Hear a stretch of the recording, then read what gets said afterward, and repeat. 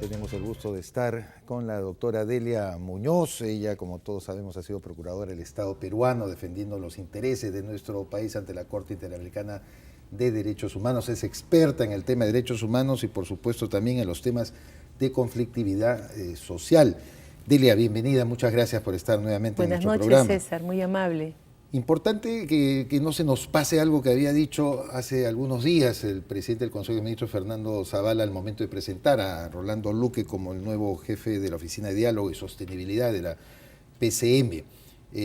Dijo que de las 111 controversias que la Defensoría del Pueblo, bajo el mando de Eduardo Vega, había señalado que existía en el Perú, en realidad se trataba de controversias, más no de propiamente conflictos sociales, porque son 43. Es lo que señala Zavala. ¿Tú compartes ese punto de vista? ¿Tenemos solo 43 conflictos, así se le podría denominar? Mira, es bastante importante lo que ha dicho el señor Luque, quien yo creo va a poder realizar una gran tarea al frente de la Oficina de Diálogo y Sostenibilidad, porque él tenía el cargo de adjunto para conflictos en la Defensoría, y habían posiciones críticas respecto a la forma en que el Poder Ejecutivo manejaba su presencia en el manejo de los conflictos, ¿no?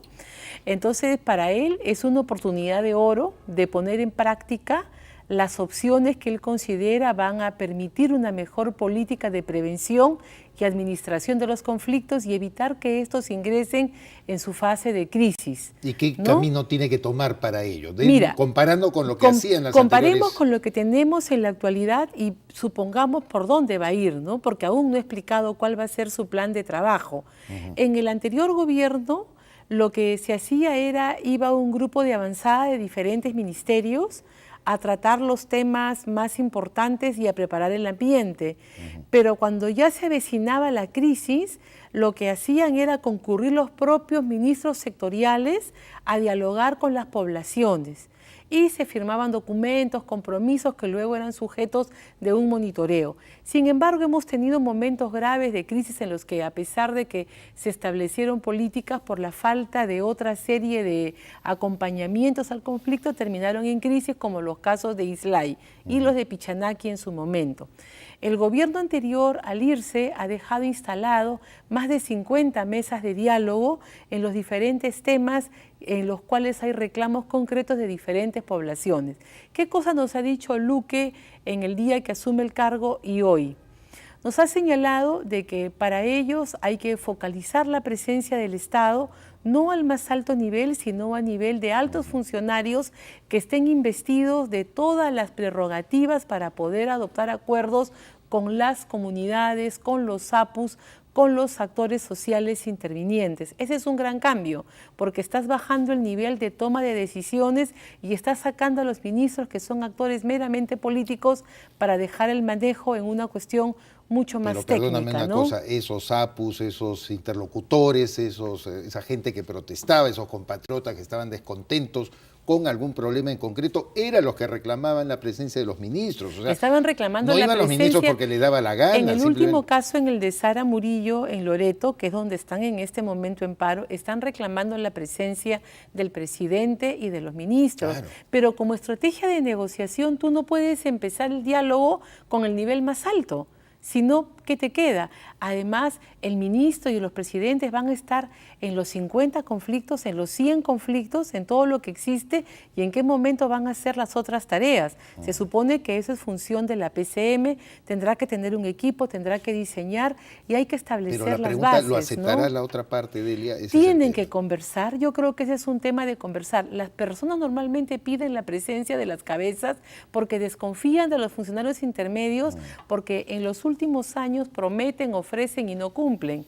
Pero si ven que van Pedro María, Juan o José y promete, ejecuta y cumple, entonces bienvenido sea. Hay sectores que responsabilizan a Jorge del Castillo, cuando era primer ministro, de haber inaugurado esa práctica de establecer las famosas mesas de diálogo. Y las actas de compromiso, ¿no es cierto? Las actas de compromiso y caramba, y volver pues a casi una costumbre ello que hasta ahora se ve reflejado. Yo no sé si Jorge definitivamente tiene que asumir esa responsabilidad o no. El hecho es que tiene que haber un cambio, como tú lo estás sugiriendo, y el propio Rolando Luque lo ha prometido. Mira, acá voy a ser un poquito antipática y voy a hablar como profesora, porque yo conduzco el máster en solución de conflictos y dentro de eso dicto el curso de diálogo, ¿no? Uno de los grandes problemas es de que si las personas que empiezan a manejar este tipo de temas no tienen detrás una formación en estas áreas y todo lo ven político o todo lo ven técnico, van a realizar conductas como la de don Jorge del Castillo, que con buen ánimo político él como premier iba y ofrecía todo el compromiso, pero evidentemente no tenía la gran formación que él debió de haber contado en el momento para asumir esas responsabilidades. Funcionó en muchos otros casos, pero como es en verdad, 200 funcionó en no. algunos, pero en la mayoría Luego no, vino en el gobierno de Humala, donde lo que hubo era esta presencia masiva de ministros en todas las mesas de diálogo, ¿no? Entonces, hubieron algunos ministros que no sabían qué hacer. Eran personas que no tenían siquiera una experiencia política, ni siquiera habían postulado para ser delegado de su clase y tenían que enfrentarse a 20 dirigentes comunales, frentes de defensa, sin un expertise. Entonces, mucha presión, mucho temor, mucho no saber qué hacer. El órgano de la PCM de diálogo es un órgano eminentemente técnico que tiene que desarrollar estrategias. La primera es saber cómo llegar. Lo primero que tú haces para ir a una reunión de diálogo no es mandar a una delegación. Tú primero mandas a un grupo de avanzada para establecer cuáles son los puntos. Luego tú generas confianza. Muchos de los reclamos que las organizaciones populares o los pueblos reclaman son temas que se pueden atender en una fase previa. Muchos de los temas que se están reclamando son cosas muy simples. Solamente hay un determinado punto o varios puntos que son o extremadamente políticos, en los cuales tú no vas a tener capacidad de negociación, pero tienes un gran paquete de 95% en el que sí vas a poder manejar las cuestiones y articularlo. ¿Y eso qué significa? Que tienes que mandar a alguien con expertise, que sepa negociar, que sepa conversar, que maneje interculturalidad. Como te digo, yo por una cuestión profesional sigo mucho la señal abierta, sigo las noticias del Perú y de fuera, y tú veías cómo en el caso de nuestros ministros los sentaban en una mesa de diálogo, todos con su camisita blanca, y no sabían ni siquiera contener un poco más sus terminaban emociones, secuestrados, ¿no? además, por las personas que protestaban. En varias oportunidades, ¿no? En varias oportunidades. Entonces el diálogo social se volvió un diálogo político. Pero ¿dónde entra a tallar la frontera en la que el Estado, más allá del diálogo, cuando ya las cosas se escapan del dominio, incluso de interlocución que pueden tener con personas que legítima o ilegítimamente quieran protestar, necesita ya actuar también de una manera dura, Mira, digámoslo así? el diálogo, porque en realidad no podemos sí, hacer perder el rol intuitivo del Estado en la materia de la seguridad y dejar que gente que... Totalmente de acuerdo. Acá no somos Suiza, que todo lo llevamos a un asambleísmo y todo lo votamos en miles de referéndums a través de los años que dura un gobierno. El diálogo es una ciencia que te permite comunicarte. El diálogo te sirve para que tú luego pases a la fase de negociación, donde tú estableces, miras, punto. Luego pasas a la fase de seguimiento. Y si tú no tienes ahí ningún nivel de contención, es que el conflicto va a entrar en la fase de escalación o de crisis. Y allí ya las medidas tendrán que ser o la intervención de la policía o del Poder Judicial o de otro tipo de entidades, ¿no? ¿Cómo lo destrabamos? Porque se han demorado demasiado en nombrar a una persona, no han estado tomando decisiones. Estamos a ¿cuántos días del gobierno? 2 meses y todavía no hay grandes decisiones, y este tema, el de los conflictos, que además se sabe desde antes que termine el gobierno anterior, que ya se iban formando los grupos de reclamo. Y también tenemos advertencias y señales rojas en otros lugares del país en los que están por iniciarse los conflictos. En consecuencia, lo que tienen que hacer es actuar muy rápido, enviar, porque acá se van a jugar la forma de trabajo de la unidad de diálogo y prevención de conflictos, ¿no? Va a tener que ir seguramente el propio nuevo jefe de la unidad de conflictos y establecer los primeros lazos de confianza. Él estaba pidiendo en conferencia de prensa que levanten la huelga, que poniendo condiciones por medio de prensa. Yo sé que él es un experto, y un consejo pedido nunca es bien recibido. Claro. Pero yo señalo de que todo lo que sea diálogo, todo lo que sea manejo de conflictos, tiene que ser manejado en una primera etapa con mucha reserva y con mucha discreción. Porque cuando tú haces públicas las estrategias o los pedidos, se van al tacho de la basura. Te comunicas a través de los medios y eso es sumamente riesgoso. Tú tienes que ir directamente o tiene que ir un delegado tuyo, pero se establecen se establecen lazos reservados. Ahora, cuando uno negocia, yo he negociado en algunas oportunidades temas sociales, tú estableces acuerdos, estableces compromisos, a veces de palabra.